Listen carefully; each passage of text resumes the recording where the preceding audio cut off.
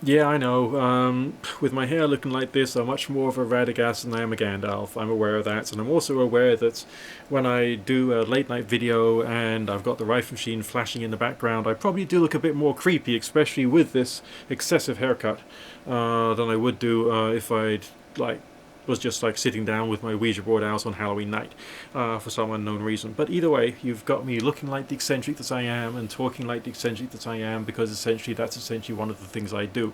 And yes, I only get a haircut about 3 or 4 times a year because it's not that important to me as a person. Alright, and I don't work in an office, so therefore I don't need to look smart for my work.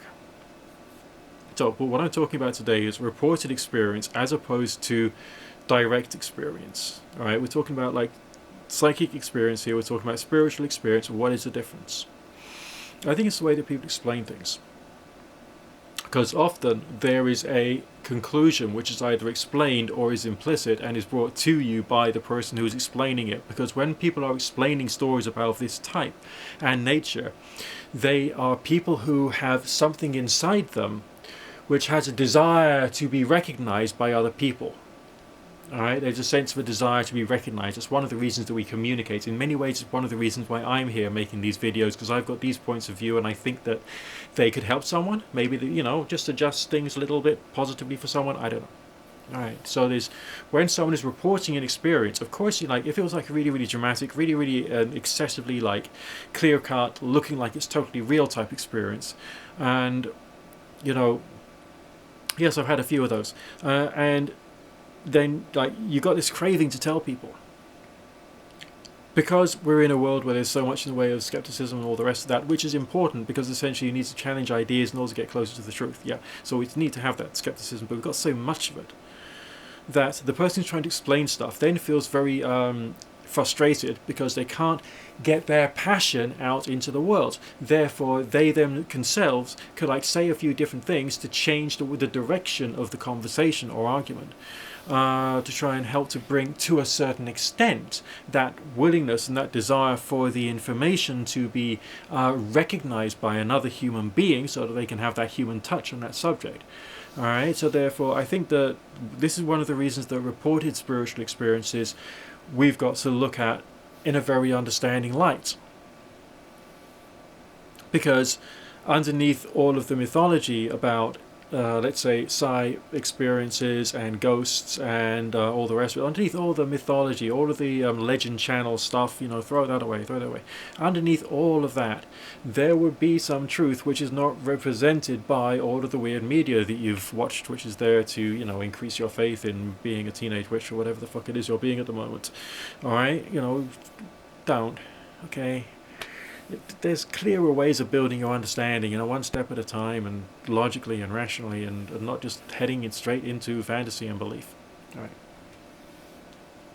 So when supernatural stories are reported to you, we have to be understanding. The person who is trying to tell you this stuff is actually in a state of suffering to a certain extent. All right. It is good that we've got things like YouTube, so people like me who've actually got some of that inside themselves can actually express it, But everyone else out there is trying to communicate about a subject which is so taboo to communicate about that it's often done with hushed tones because it's so taboo to talk about. And if we say we're trying to get into this stuff, right? And we tell other people that, they will probably look at us a bit weird.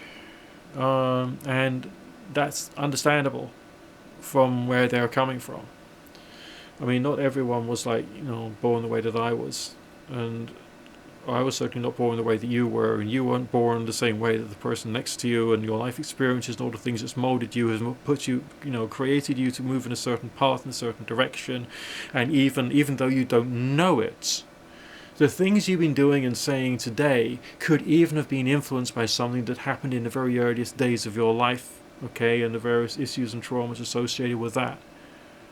Right, so all of these little forces have created what these things are. So every single human being is branched into these various different weird directions, right?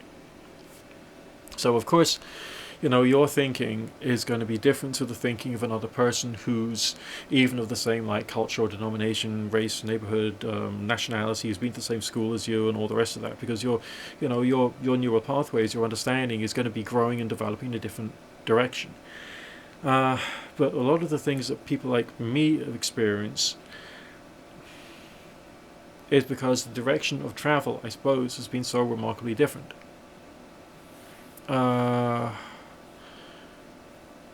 And that's why it's so difficult for people like me to feel recognition. The situation is that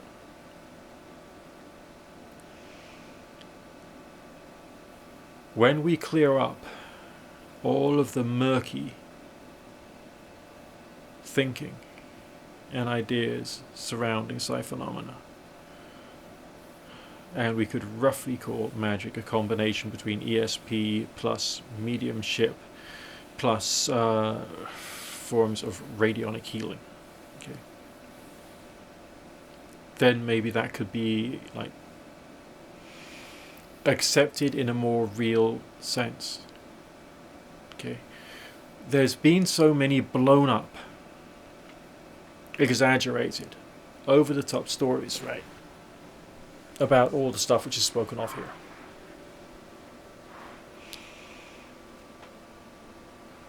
The explanation, as we've already said, over the past 17 years or so of this channel, has been wrong. Okay? The distorted thinking people have, and the distorted paths of thought that people can end up going down when trying to search for, the magic that works or whatever, can be very difficult. There's a certain level of deliberately moving into abnormal territory, which people like me have done. Okay? Deliberately moving into some like abnormal states. And this is why, like, having filtered through a lot of them and worked out that this, that, and the other was useless, this, that, and the other was like, a stupid decision, I came to the understanding that the meditative, prayerful state of mind is the key to all of it, really, to the most part. I think astral projection is a bit different, but I'm not sure, because like that prayerful state, when in a lying down position, if you go into it properly and try and do the astral projection meditation visualizations, similar to, of course, you know what I'm going to say, we can all say it together, The Projection of the Astral Body by Sylvan Muldoon and Hereward Carrington, alright, which everybody should have one copy of at home and one copy on your Kindle on your phone. All right, that should be like the cornerstone of your everything, because that book, I go along with it so much on the basis of direct experience,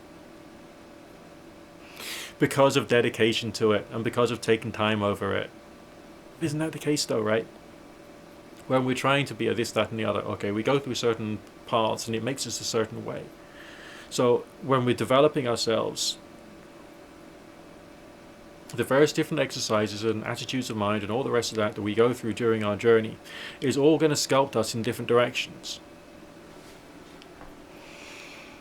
So can we therefore build down the training program for psychic reading, mediumship, tarot, pendulum, crystal ball or dark mirror, astral projection,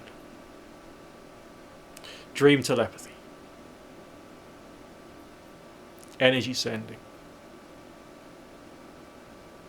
I will leave spiritual healing for other people.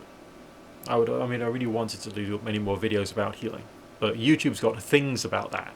They even took down my video on colloidal silver, just because I said it's good for, because I said something.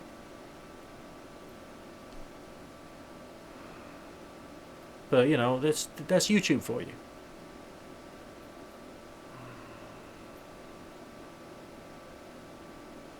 Can we build up an actual curriculum, a direct, actual, explained curriculum so that the searchers for strange experiences, anomalous experiences, will know specifically what to do for each discipline. Specifically. Alright? Or at least provide the foundational skeleton of it, so that with your own understanding of your own energy and what you are as an individual, you can then adjust it a bit by, make it personal to yourself. And then after a while, you then be able to work out in what ways your energy is really changing. Maybe you're following a mediumship pathway, and all of a sudden it goes into like a psychic reading pathway, and you realize you're developing in a particular specific way, so you can seem to be able to more likely do this, that, and the other, but you can't do that, the other, and this. You know what I mean? Putting yourself to the test so you understand how you're developing and growing.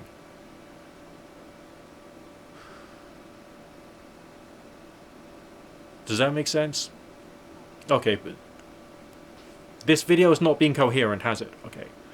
So I started off with one point of view, and we're talking about like the way when someone reveals information to you, and the fact that it's like often emotionally charged, and you've got to be understanding. But also, the people who've had all these experiences, like, there must be an awful lot of them out there who haven't really got anyone to talk to about it properly, That's another level of thinking I'm going down. But I think that's where things are getting a bit dangerous. I don't think I'd want to get involved in that level. But trying to build an actual... Okay. We'll take something which already exists. Right. And then we'll change it a bit. So instead of the 3 years initiation into Wicca, right, I'm just going to say it's the 3 years of self-training with some vague guidelines. You can do this, that, and the other. And it's all up to you, and no one's looking over your shoulder and making sure you're doing it right.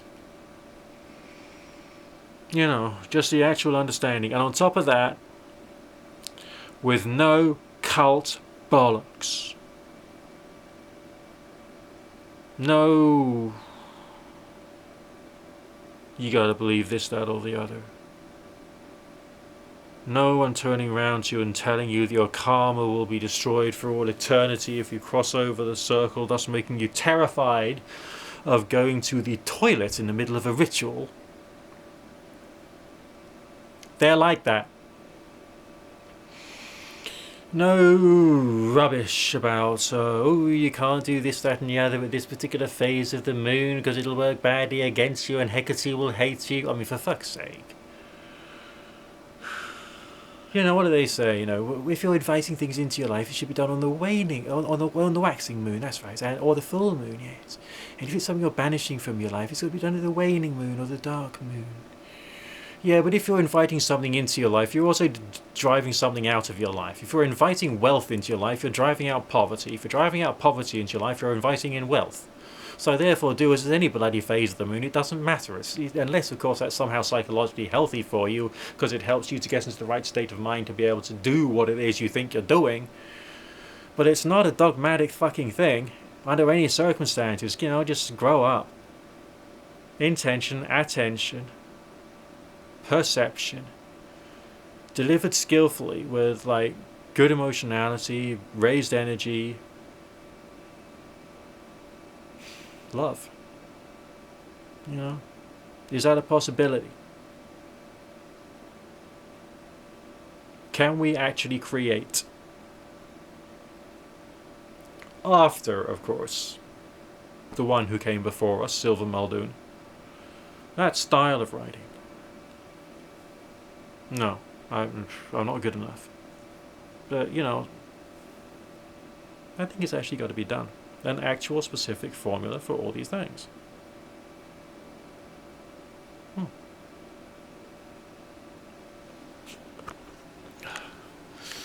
Because,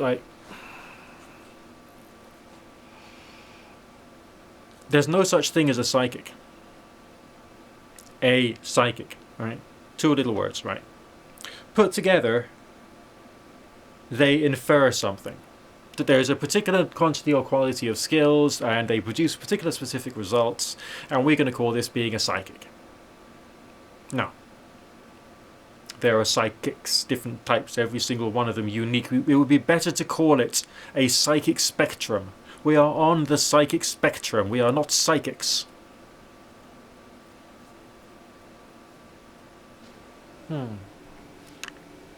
Because there's so many different ways in which this stuff can manifest and can't manifest, and we've got to learn how to be honest with ourselves as to what we are and what we're not. And to try and be humble to our experiences, and to be honest and say that there's always things we're not going to know about them, because like there always will be. Okay, well, I've rambled enough for now and I need some sleep, so I will speak to you again soon. Keep cool.